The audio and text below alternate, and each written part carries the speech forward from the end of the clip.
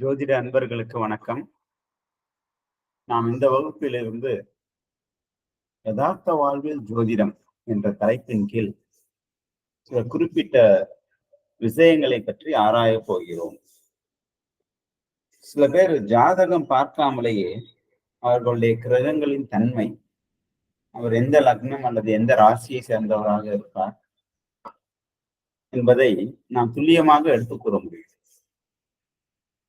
ஜாதகத்தை பார்த்துட்டு தான் ஆய்வு செய்யணும் வேண்டும் என்று இல்லை. நாம் அவருடன் பழகியவராக இருந்தார், நண்பராகவோ அல்லது உறவினராகவோ இருந்தால் அவருடைய வாழ்வில் நடந்து கொண்டிருக்கின்ற நடந்த விஷயங்களை வைத்தும் அவர் செயல்படுத்துகின்ற முறைகளை வைத்தும் அவர் சார்ந்துள்ள உறவினர்களை வைத்தும் அவருடைய ஜாதகத்தின் தன்மையை எளிதாக ஆராயலாம். இதையே நாம் யதார்த்த வாழ்வில் ஜோதிடம் என்ற தலைப்பின் கீழ் நாம் பல்வேறு விஷயங்களை பற்றி ஆராய இருக்கிறோம்.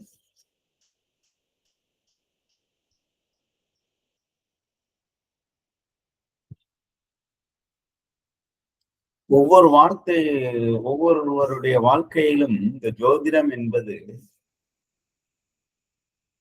அவர் கட்டியுள்ள ஆடையில் உள்ள நூல் இலை போல் பின்னியுள்ளது, பின்னப்பட்டுள்ளது.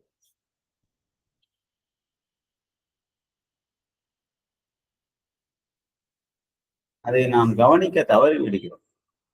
நாம் ஜாதகத்தை மட்டும் வைத்து பலன்களை கணிப்பதாக எடுத்துக்கொள்கிறோம். ஒருத்தர் வர்றாரு, அவர் எந்த மாதிரி உருவத்துல இருக்காரு, அவருடைய முக லட்சணம் எவ்வாறு உள்ளது, அவர் பார்க்கும் பார்வை எவ்வாறு உள்ளது, அவர் பேசும் தன்மை எவ்வாறு உள்ளது, அவர் எந்த சூழலில் இருந்து வந்துள்ளார்,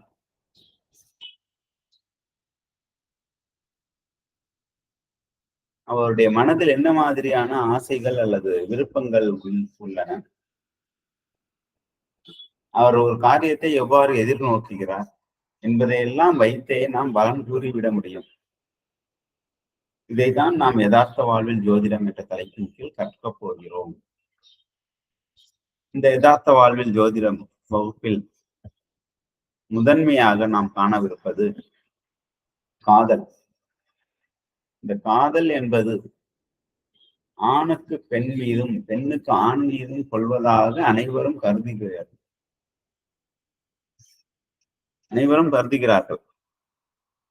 ஆனால் அது மட்டுமல்ல, காதல் என்பது அன்பின் உச்சபட்சமான நிலைமை. இது ஆணுக்கு பெண் மீதும் பெண்ணுக்கு ஆண் மீதும் கொள்வது மட்டும் காதல் ஆகாது. தாய் மீது மகன் கொண்டுள்ள அன்பின் உச்சபட்சம் காதலாகவும் இருக்கலாம். நண்பன் மீது இன்னொரு நண்பன் வைத்துள்ள அன்பின் உச்சபட்சம் காதலாகவும் இருக்கலாம்.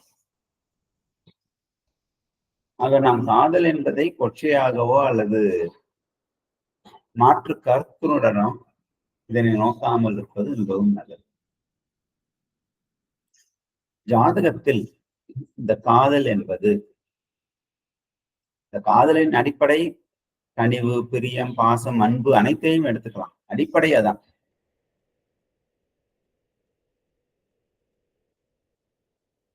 நாம் காலப்போக்கில் இது ஆண் மீது பெண் வைப்பதும் பெண் மீது ஆண் வைப்பதும் காதல் என்று எடுத்துக்கொள்ளப்படும்.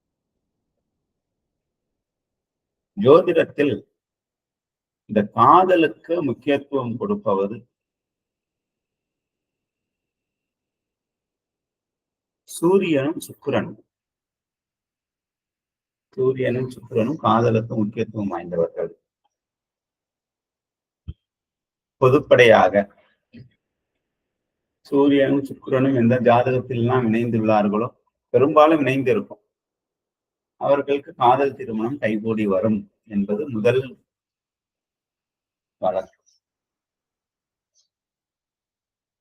இந்த காதல் எங்கு அரம்புகிறது? ஜாதகத்தில் உள்ள 12 ஸ்தானங்களில் இந்த 5ஆம் பாவகம் என்று கூறப்படுகிற புத்திரஸ்தானம் என்றும் எடுத்துக்கொள்ளலாம். இந்த 5ஆம் பாவகம் தான் மனம். மனத்தில் தோன்றும் விஷயங்கள், மனத்திலிருந்து தோன்றுவதுதான் அன்பு, காதல், கனிவு, பாசம், பிரியம். இந்த மனம் சுட்டிக்காட்டுவது இந்த 5ஆம் பாவகத்தை. 5ஆம் பாவகமும் 2ஆம் பாவகமும் இணைந்தால் அவர் குடும்பத்தின் மீது அலாதி காதல் கொண்டிருப்பார் என்று பொருள். ஏனென்றால் 2ஆம் பாவம் குடும்பம், 2ஆம் பாவகம் தனம், தனத்தின் மீது அலாதி காதல் கொண்டிருப்பார் என்றும் பொருள். வாக்கு 2ஆம் பாவகம். இப்ப பேசுவதில் அவருக்கு மிகுந்த விருப்பம் இருக்கும். அவரால் பேசாம இருக்க முடியாது. அதுவும் விருப்பத்துடன் பேசுவார். அவர் பேச்சு நெகிழ வைக்கும்.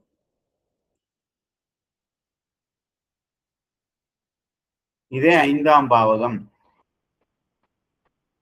3ஆம் பாவகத்துடன் இணைந்திருந்தால் அவர் இளைய சகோதரர் அல்லது சகோதரியிடம் உச்சபட்ச அன்புடன் இருப்பார்.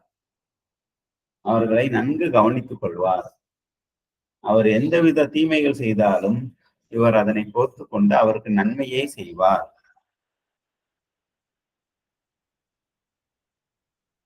இவருக்கு இயல்பாகவே தைரியம், வீரியம் அனைத்தும் மனமுவந்து வெளிக்காட்டுவார்.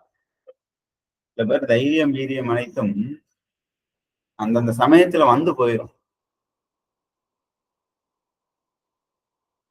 ஆனா இந்த 3ஆம் பாவகமும் 5ஆம் பாவகமும் அந்த அதிபதிகள் இணைந்து இருக்கும் பொழுதோ, பார்க்கும் பொழுதோ,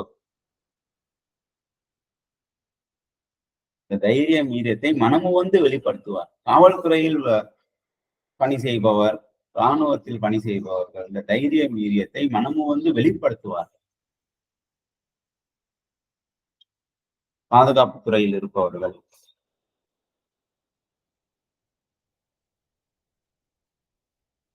நான்காம் பாவகமும் 5ஆம் பாவகத்தின் அதிபதியும் இணைந்திருந்தால் தாய் மீது பற்று, பாசம், அன்பு அதிகமாகவே இருக்கும். ஒரு குறிப்பிட்ட அளவிற்கு விட அதிகமா இருக்கும். தாயை குழந்தையை போல் பார்த்துக் கொள்வார்.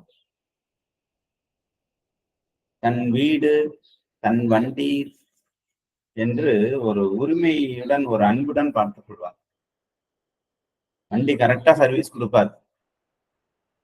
வீட்டை வந்து கரெக்டா மெயின்டைன் பண்ணுவார். 3 வருஷத்துக்கு ஒரு வாட்டி வெள்ளை அடிப்பதோ, இல்லைன்னா அடிக்கடி தூய்மை செய்வதோ.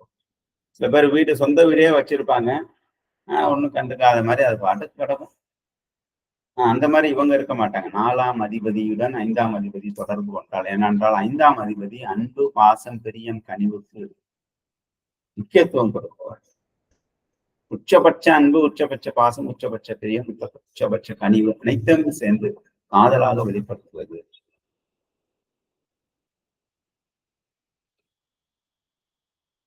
ஐந்தாம் அதிபதியும் 6ஆம் அதிபதியும் இணைந்திருந்தால் தாய்மாமனுடன்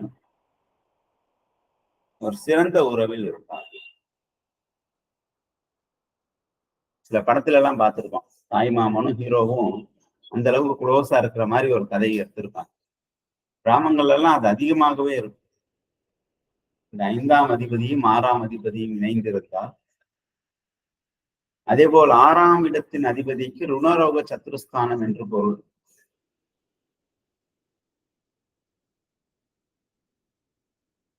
விரும்பி கடன் வாங்குவார்.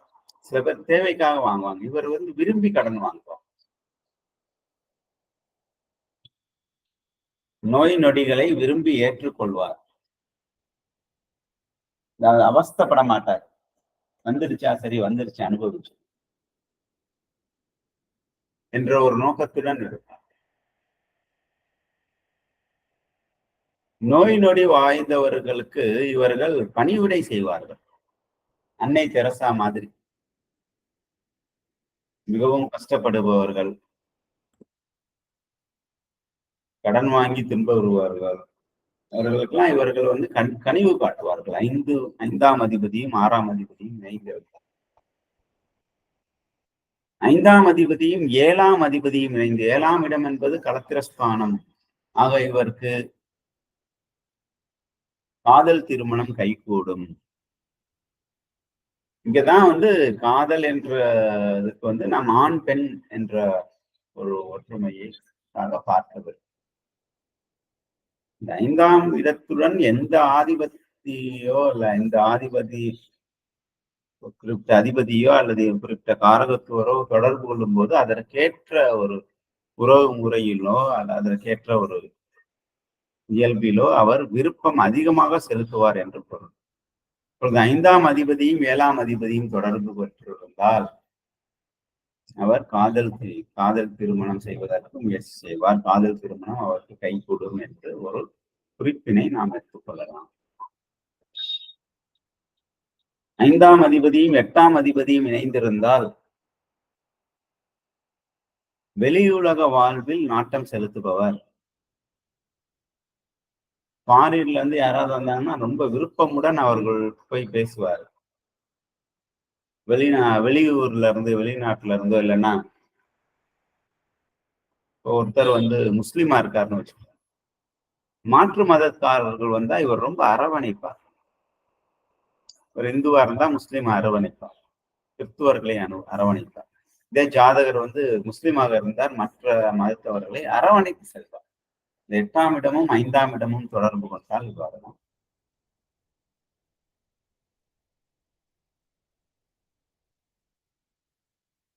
அதிர்ஷ்ட வாய்ப்புக்காக இயங்குபவர். லாட்டரி சீட்டு வாங்குறதுக்கும் வாய்ப்பு இருக்கு. அடிக்கடி லாட்டரி சீட்டு வாங்குற பழக்கம் இல்ல, இந்த மாதிரி குலுக்கு சீட்டு, சிட் ஃபண்ட்ல பணம் போடுறது, அந்த மாதிரியான வாய்ப்புக்காக காத்திருப்பார். அதிலும் ஈடுபடுவார். சிறு சிறு வம்பு வழக்கு வில்லங்கம் இருக்கிறதுல இவர் போய் பஞ்சாயத்து போய் தீர்த்து வைப்பார். தீர்த்து வைக்கிறாரோ இல்லையோ ஒரு பஞ்சாயத்துக்கு போவார். 5ஆம் அதிபதியும் 8ஆம் அதிபதியும் இணைந்திருந்தால் மனைவியின் குடும்பத்தார் மீது அலாதி பாசம் கொண்டிருப்பார். மனைவி அல்லது கணவர், வாழ்க்கை துணைவரின் குடும்பத்தினர் மீது அலாதியான பாசம் கொண்டிருப்பார்.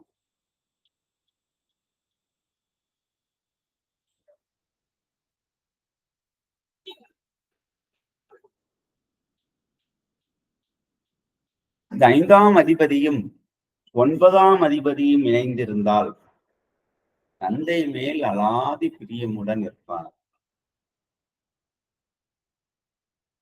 தந்தை மீது ஒரு பற்று, பாசம், அன்பு, பக்தி அனைத்தும் இருக்கும்.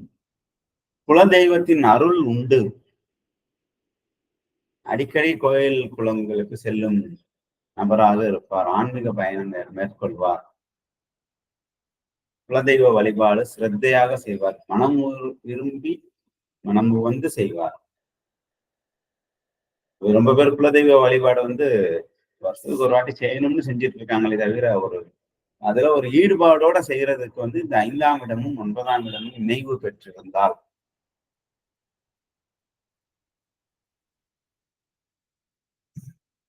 இவ்வாறு நடக்கும்.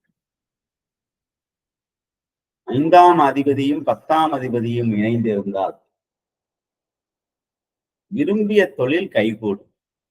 இப்போ ஒருத்தருக்கு டீச்சிங் ஜாப் பிடிச்சிருக்குன்னா அவர் டீச்சிங் வேலை கிடைச்சிடும். ஒருத்தர் நிர்வாகத்துல ரொம்ப பிடிச்சிருக்குன்னா அவர் நிர்வாகத்துல நல்ல ஒரு பதவியில அவருக்கு வேலை கிடைக்கும்.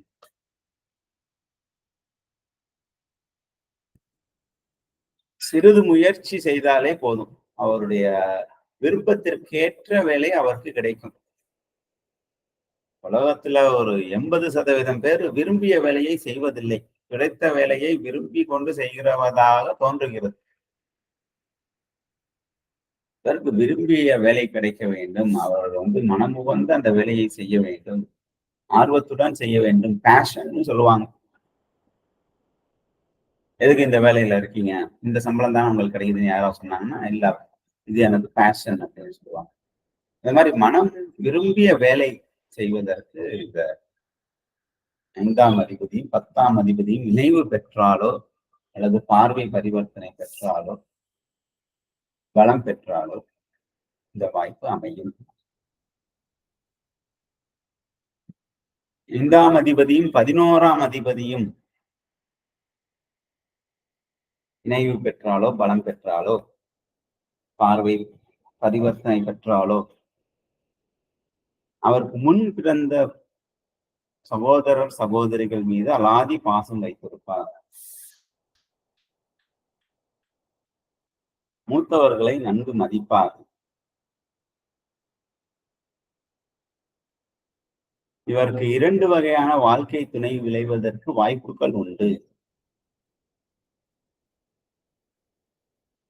5ஆம் அதிபதியும் 11ஆம் அதிபதியும் இணைந்திருந்தார்.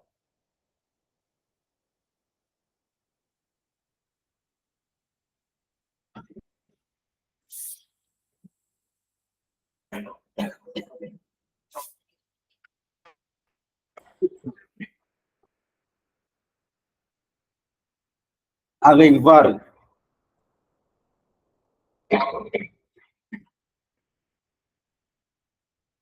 ஐந்தாம் இடம் என்பது காதலை குறிக்கும் இடம்.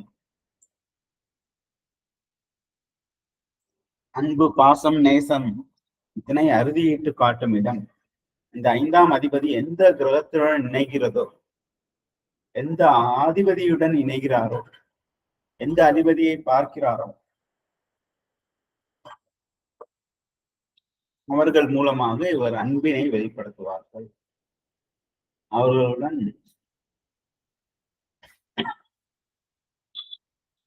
அவர்கள் என்னதான் தொந்தரவு செய்தாலும் இவர்கள் அதனை பொருட்படுத்தாது இணைந்து வாழ்க்கையை நடத்துவார்கள்.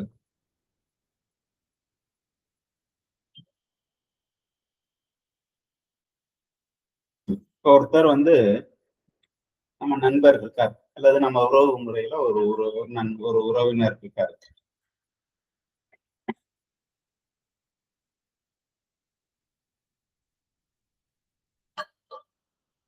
அவர் எதுல ரொம்ப ஈடுபாடு கொண்டுள்ளார், எந்த விஷயங்கள்ல ரொம்ப தன்னிச்சையாக செயல்படுகிறார், எந்த விஷயங்களில் அவர் ஆர்வ மிகுதி ஏற்பட்டு அதனை முக்கியமாக கருதி நடத்துகிறார் ஆகியவற்றை கொண்டே இந்த 5ஆம் அதிபதி எந்த அதிபதியுடன் தொடர்பு கொண்டுள்ளார், எந்த கிரகத்துடன், எந்த காரக கிரகத்துடன் தொடர்பு கொண்டுள்ளார் என்பதை நாம் அறுதியிட்டு கூறிவிடலாம். ஆக யதார்த்த வாழ்வில் ஜோதிடம் என்பது நாம் ஜாதகம் பார்க்காமலே ஒருவருடன் பழகும் விஷயத்தை வைத்து, இப்ப யாராவது நம்மகிட்டே கன்சல்டன்சி காண்டி வர்றாங்க, நம்ம ஜாதகத்தை பார்த்து ஒரு 10 நிமிஷம் ஒரு கணிப்பு எடுத்து பலன் சொல்றது வேற. அவருடனே இணைந்து பயணித்து அவருடைய இன்ப துன்பங்களில் ஏதேனும் சில நாட்கள் கலந்து கொண்டு அதன் மூலமாக அவருக்கு ஆலோசனை கொடுத்தல் என்பது. அதனாலதான் முந்தின காலத்துல ஒவ்வொரு ராஜாவுமே அரசவையில ஒரு ஜோதிடரையும் வச்சிருப்பாங்க.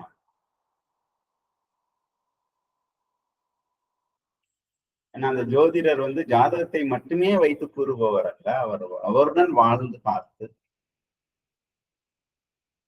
அவருடைய இன்ப துன்பங்களில் கலந்து கொண்டு அவருடைய ஒவ்வொரு நடவடிக்கைகளையும் கவனித்து கணித்து அதன் மூலமாக இந்த ஜாதக பலன்களையும் இணைத்து சரியாக நடக்க போவதாக இருப்பதை அவர் கணித்து கூறுவார். ஆக இந்த காதல் என்பது